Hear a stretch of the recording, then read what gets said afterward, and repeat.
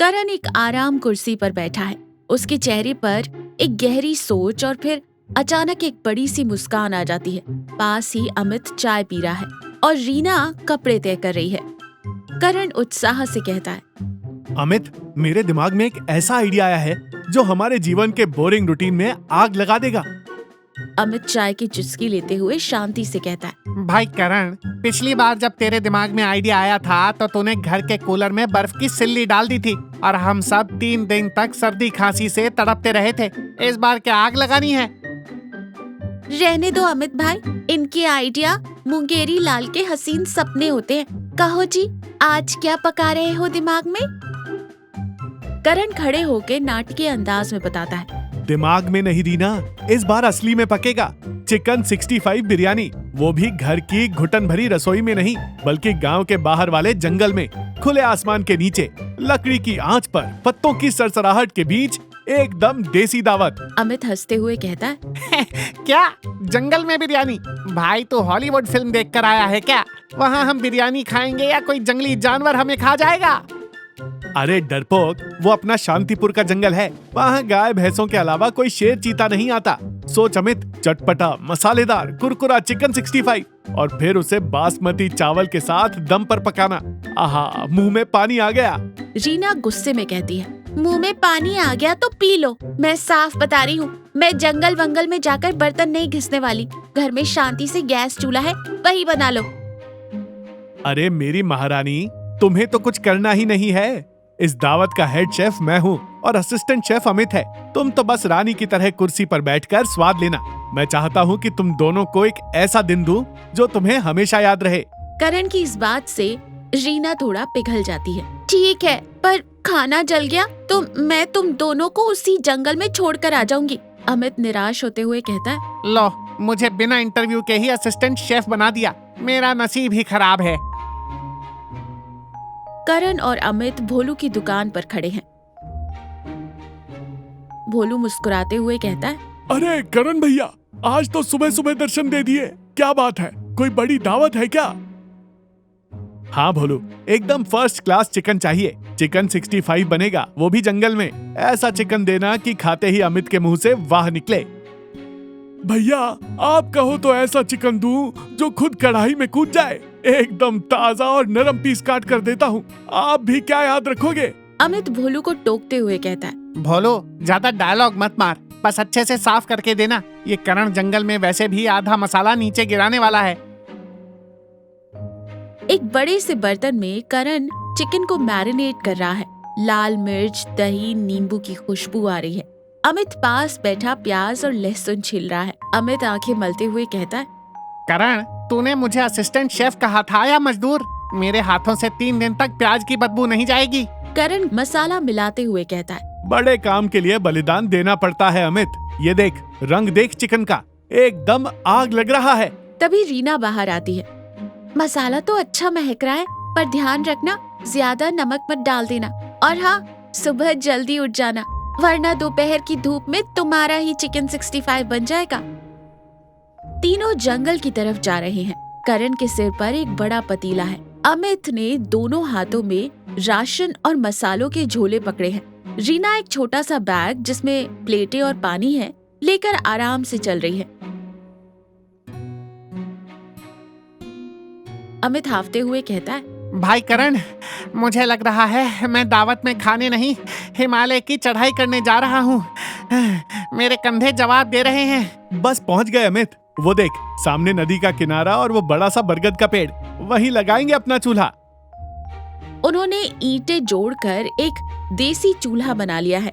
लकड़ियां जल रही हैं। करण एक बड़ी कढ़ाई में चिकन 65 के टुकड़े तल रहा है और शानदार धुआं उठ रहा है। अमित खुशबू सूंघते हुए कहता है, मानना पड़ेगा करण, खुशबू तो ऐसी आ रही है कि मेरा पेट अभी से ढोल बजा रहा है।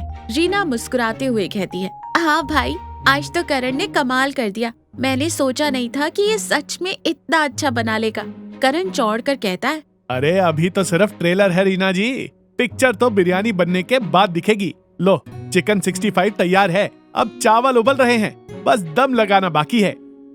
करण बहुत ही कलाकारी से पतीले में चावल और चिकन 65 की परतें लगाता है। ऊपर से थोड़ा रंग, पुदीना और तला हुआ प्याज डालता है।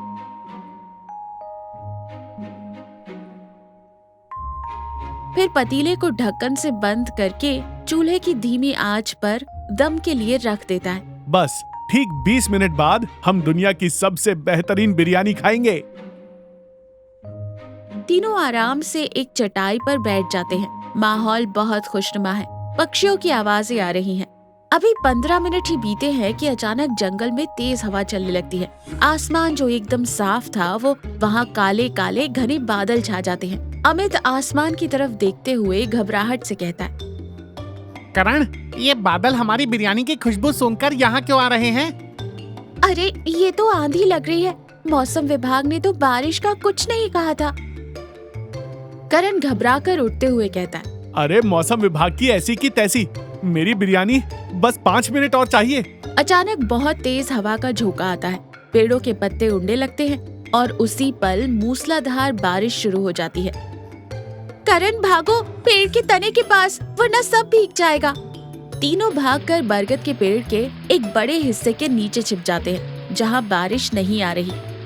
बारिश की मोटी मोटी बूंदें चूल्हे की आग को पल भर में बुझा देती हैं और तभी हवा का एक और तेज झोंका आता है। जिस ईंट पर पतीला रखा था वो खिसक जाता है।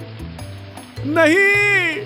करण का चेहरा झटके से उतर जाता है। पतीला पलट जाता है। आधा पका हुआ चावल, शानदार चिकन 65 के टुकड़े, मसाले सब बहते हुए कीचड़ और बारिश के पानी में मिल जाता है। बारिश लगातार हो रही है। तीनों पेड़ के नीचे खड़े हैं। करण की आंखों के सामने उसकी 2 दिन की मेहनत और सपने वाला खाना कीचड़ में सना पड़ा है। करण के चेहरे पर जो हमेशा हंसी रहती थी वो गायब हो चुकी है। उसकी आंखों में निराशा और नमी है। वो धीरे से जमीन पर बैठ जाता है। करण कांपती हुई और उदास आवाज में कहता है, सब खत्म हो गया, सब कीचड़ हो गया। जंगल में सिर्फ बारिश की आवाज आ रही है। माहौल बहुत भावुक हो चुका है। रीना धीरे से करण के पास जमीन पर बैठ जाती है और फिर मुस्कुराती है। वो अपना बैग खोलती है और उसमें से घर से लाया हुआ सफेद पराठे और अचार का डिब्बा निकालती है। फिर करण का हाथ पकड़कर बहुत ही प्यार से कहती है, तुम सच में पागल हो करण। तुम्हें लगता है कि मुझे या अमित को तुम्हारी वो महंगी बिरयानी चाहिए थी? तुमने हमारे लिए इतने प्यार से 2 दिन तक मेहनत की। ये सोच ही हमारे लिए दुनिया की सबसे बड़ी दावत है। अमित भी करण की दूसरी तरफ बैठ जाता है और हंसते हुए कहता है, और भाई सच बताऊं तो अच्छा ही हुआ जो बिरयानी गिर गई। तूने उसमें इतना लाल मिर्च पाउडर डाला था कि अगर हम वो खा लेते तो कल सुबह गांव के डॉक्टर की दुकान पर लंबी लाइन लगी होती। मेरी तो जान बच गई। करण अमित की बात सुनकर अपनी हल्की सी मुस्कान नहीं रोक पाता। रीना पराठे का एक टुकड़ा करण की तरफ बढ़ाते हुए कहती है, खाना तो पेट भरने के लिए होता है करण जी, लेकिन सुकून तो अपनों के साथ ही मिलता है। अब जल्दी से ये अचार पराठा खाओ, मुझे बहुत जोरों की भूख लगी है। करण मुस्कुराते हुए पराठा खा लेता है। फिर वो अमित को भी खिलाता है। बाहर तेज बारिश हो रही है। कीचड़ में बिरयानी बिखरी पड़ी है, लेकिन बरगद के पेड़ के नीचे बैठे उन 3 इंसानों के बीच एक अलग ही गर्माहट और खुशी है। अमित पराठे चबाते हुए कहता है, लेकिन करण भाई, अगली बार अगर तेरे दिमाग में दावत का कोई भी आइडिया आए हाँ पता है, तो घर की छत पर ही करेंगे ताकि बारिश आए तो सीधा कमरे में भाग सकें। तीनों जोर से हंसते हैं। सच्ची खुशी और दावत किसी महंगी डिश या शानदार जगह में नहीं होती, बल्कि उन लोगों के साथ होने में होती है जो आपसे निस्वार्थ प्यार करते हैं। जब अपनों का साथ हो तो सूखी रोटी और अचार भी दुनिया की बेहतरीन बिरयानी से ज्यादा स्वाद और सुकून देता है।